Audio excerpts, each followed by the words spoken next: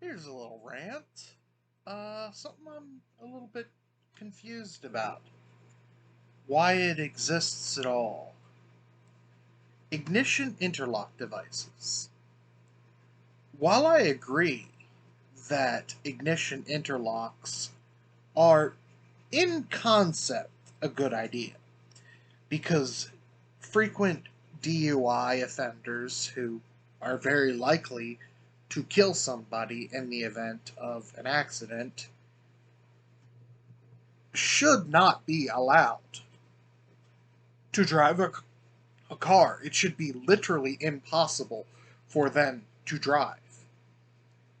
The problem with ignition interlock devices is the ignition part. See, I understand in more southern climates, closer to the equator, such as the southern United States, an ignition interlock device makes sense.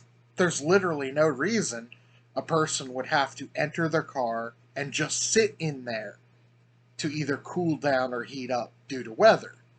Most likely it'll be better to just sit outside or sit at the bar because it'd be than cooler slash warmer than the environment makes them anyway.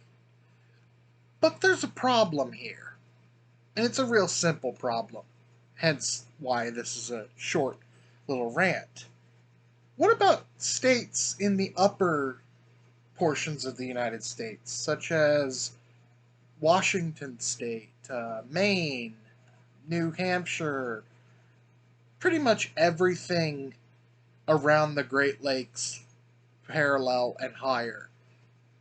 What about those places where it regularly gets cold enough where hypothermia could literally kill a person under the influence of alcohol because alcohol dilates blood vessels and will literally increase their chances of their core body temperature dropping to a critical level?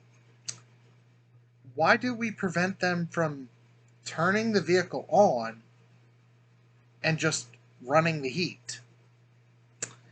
Seems like a punishment that doesn't quite take into it seems like a protection system that doesn't quite take into all the effects of preventing it. I mean, sitting in your car with the heat or the air conditioning on shouldn't be prevented when you're drunk. What should be prevented is actually shifting into gear.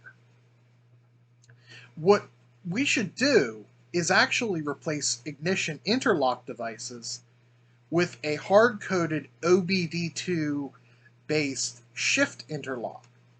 What this means is you can start your car. You can run the engine to generate the power required to run the heat or the air conditioning.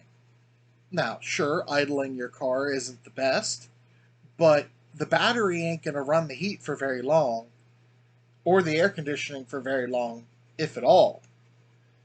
And in a non-electric car, which is still the norm, you kind of have to run that gas-fired generator by igniting it in order to run the heat or air conditioning.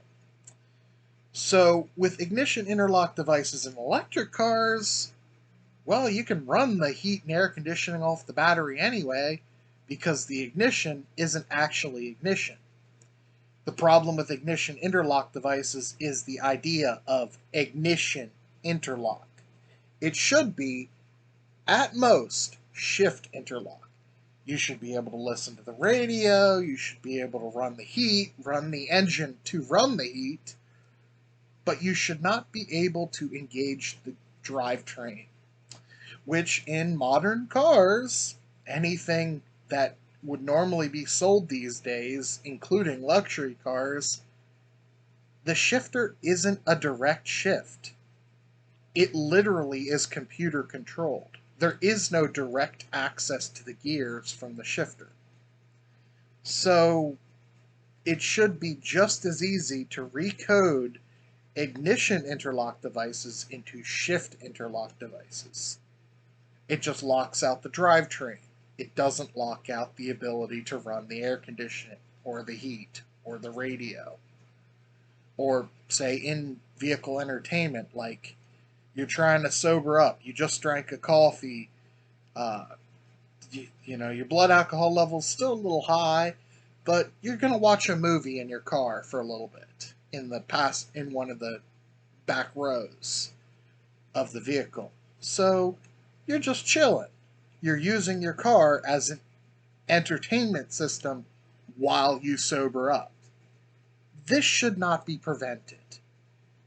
And even though driving under the influence is a crime, well, alcohol can be an addiction.